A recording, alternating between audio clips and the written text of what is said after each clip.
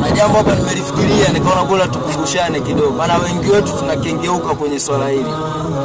Unakuta mtu anapatwa na tatizo, anahangaika, anapopajua mara kwa madokta, mara kwa waganga wa kienyeji, alafu mwishoni baada ya kuona kote alikohangaika huko hatua zake zimegonga mwamba, unamsikia anakuambia ni kinyonge kwamba nishahangaika sana bwana, nimeona bora nimwachie Mungu. Yani kahangaika sana, kaona bora amwachie Mungu. Hivi ina make sense? Mungu leo anayekuwa mwisho, huu ni mtihani mkubwa sana. Kama wewe ndugu yangu pia una tabia hiyo kwamba unafanya mambo yako alafu baadaye ndo unasema basi nimemwachia Mungu bwana, acha. Mungu atakiwa umtangulize katika kila jambo. Kwanza Mungu, afu vingine vinakuwa kama visababu tu.